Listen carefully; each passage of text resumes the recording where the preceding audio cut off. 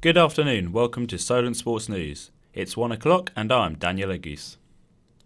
Southampton manager Ralph Hasenhüttl said his side knew it was time to show up after they carved out a point against Wolves.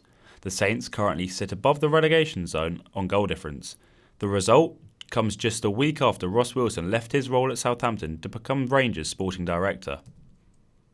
Experts at Glasgow University have concluded that former professional footballers are 3.5 times more likely to develop dementia than people of the same age range in the general population.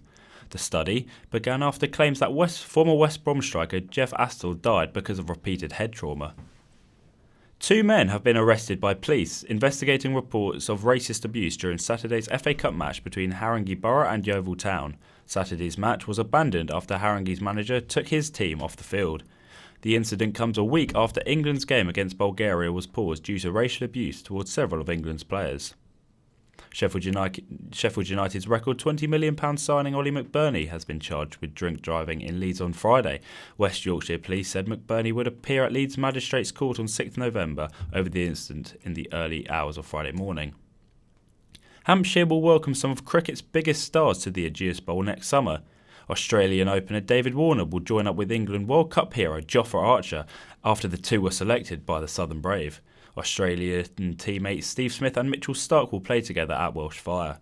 Trent Rockets had the first pick and selected Afghanistan spinner Rashid Khan. Owen Morgan spoke about the tournament.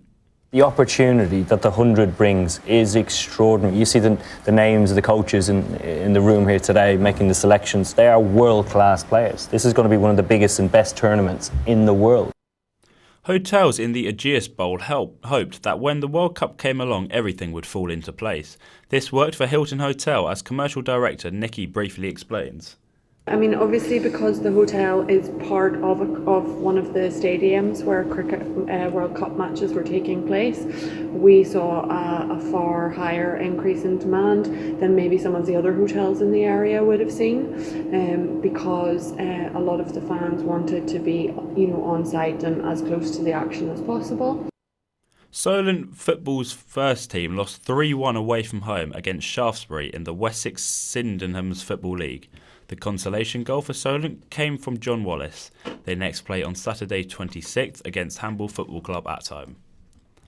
The Solent Kestrels basketball team continued their unbeaten record so far this season, defeating the Leicester Warriors 112-56. Ian Smith put on an impressive performance, scoring 25 points. Mark Selby produced a dominant display to thrash David Gilbert 9-1 in the English Open final of snooker in Crawley. He spoke about the result. Quite emotional, really. I mean, I know it didn't seem that out there, but I mean, the last 12 months, what I've been through mentally has been absolute crucifying, Obviously, second-guessing myself, questioning myself. Great, obviously, to get the confidence back. Wales back row Josh Navidi is out of the World Cup with a hamstring injury. The England rugby national team expect to have a fully fit squad to choose from when they face New Zealand in Saturday's World Cup semi-final in Yokohama. Wing Johnny May scored 2 tries in the 40-16 quarter-final win over Australia, but also suffered a hamstring injury, while Jack Nowell made his return from an ankle problem against Argentina.